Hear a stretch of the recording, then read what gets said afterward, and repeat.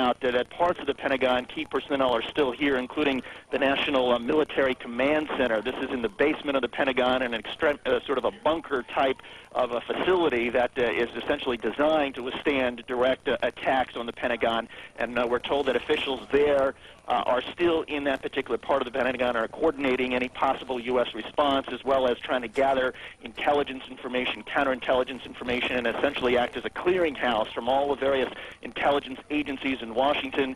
There have been reports of precautions being taken at the Central Intelligence Agency in McLean, Virginia, at the National Security Agency. But again, here at the Pentagon, while most of the Pentagon and its 23,000 employees have been evacuated, the National Military Command Center at the base of the Pentagon is still here.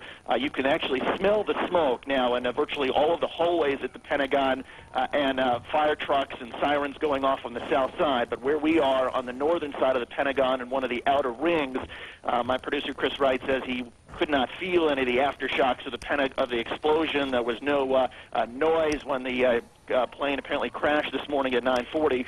But again, most of the Pentagon has been cleared out. The smoke pretty thick here in the halls. But some officials, of course, still at the Pentagon in the offices that are designed for some of these very scenarios. John? All right, David Schuster at the Pentagon, thanks very much. It appears, and we had the report from our Brian Wilson in Washington not too long ago, it appears, Brian told us that that there was a report of a hijacked plane south of Washington, D.C. and headed toward the nation's capital. Now, it appears that that is the flight that went down about 80 miles southeast of Pittsburgh. We told you that there was a confirmation from the Somerset County Airport. Authorities are saying that that may be the plane that Brian Wilson spoke of. Let's take you back again to New York and an absolutely horrific scene in lower Manhattan. The entire lower end of the island covered in smoke and floating debris. And what's missing? The Twin Towers of the World Trade Center, 110 stories high. You are looking at the pictures from, the last half hour or so as the first tower simply collapsed on itself. And look at the debris raining down on other buildings. Imagine the horror. Now, here comes the second tower. This is the one that had the TV antenna on top, simply imploding on itself. 110 stories, the workplace of some 50,000 people. America, the loss of life here is going to be tremendous. Molly Falconer is at one of the New York area hospitals. Molly, it's got to be a scene of absolute chaos there. John, this is an area under siege. The police have blocked off a block radius around one of the main hospitals here in New York, and paramedics are coming out onto the street asking people in the crowd to give blood. I'm sorry, the phone lines are going in and out, but they're asking people in the crowd to give blood to the people who are coming into this hospital. There are stretchers out on the streets on dollies draped in white sheets waiting for the injured to come in. I've seen ambulance after ambulance ferrying people into this hospital. It is a scene of utter chaos. The police have locked down this block. They're trying to keep people away, but people are standing at the barricade trying to find out who's inside this hospital. As far as we know, most of the burn victims are going up to Cornell Hospital. Some are going to Bellevue, but the majority are going here to St. Vincent's Hospital because they have a trauma one-level center here that is to take care of the worst of the victims who are coming in. Sirens just keep going fast, and the crowds are just getting heavier. Most of the people here can also see the World Trade Center, both of the towers. We heard the crowds watch them come down. People are in tears. They shouted watching the second tower come down, and now all we can see is way downtown billows of black and gray smoke while the sirens here just keep coming into the hospital. John, we'll keep you up to date.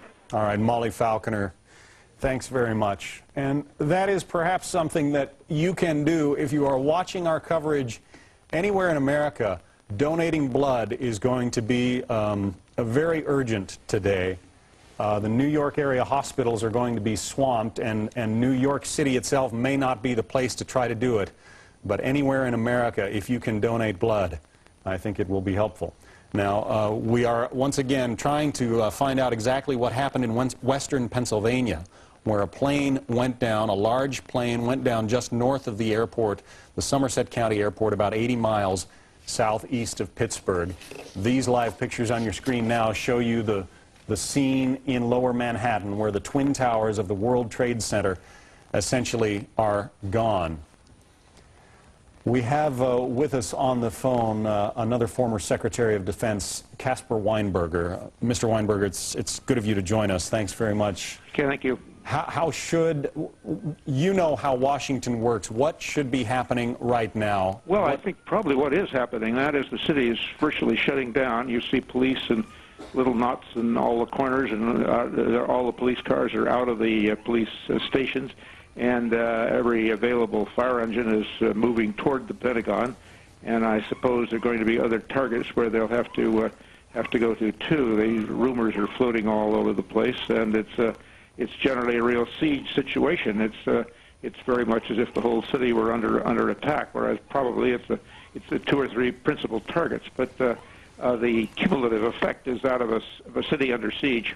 Have you ever planned for this kind of an attack in your experience at the Pentagon? The attempt is to plan for everything, and there were always various discussions of what form an attack could take.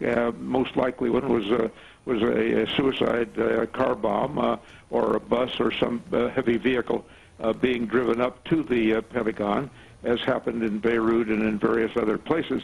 I think an aerial attack was considered not one of the things you heavily planned against. On the other hand, the city is ringed with Air Force bases and Navy bases, and the ability to get defensive planes in the air is very, very high, and at the same time you would do what is being done, and that is closing off the entire airspace so that you, in effect, the whole Washington area is a no-fly zone, so that any planes that can't identify themselves that get into that are to be shot down. And those are the orders. That was basically the response that was always contemplated, but nothing on this scale was ever contemplated. You know that there are going to be cries for revenge, for a response. Can America respond immediately, and if so, how? Well, the response has to be a response that is targeted at the people who did it. But there will undoubtedly be cries for revenge, and it's the slightest confirmation of who did it or where it came from. These will be pursued. The loss of life has to be absolutely staggering, because the two twin towers at the Trade Center, there was not time to get them evacuated, and they're both down, and the opportunities are tremendous. Now, of course, they've evacuated the principal targets, the White House and the Capitol building, and various other points in the city. But certainly there'll be calls for revenge, and it's important that we identify the people who did it, and that they be destroyed as quickly as possible. And that's a proper response. All right. Secretary Caspar Weinberger, former Secretary of Defense, thanks very much for being with us. Just this word, one of our producers in Afghanistan has spoken with the Taliban, the titular government of Afghanistan, I should say. The Taliban denies any responsibility. Now, that is not to say that the Taliban speaks for Osama bin Laden, but the Taliban, the government or would-be government, not recognized yet by the United States as the government of Afghanistan, is denying any complicity or any responsibility for these attacks. Well, clearly, some terrorist experts that I've spoken to this morning say this has the signature of Osama bin Laden, that he has had pilots, although these apparently may be at least 2 hijackings, but he has had pilots on his payroll.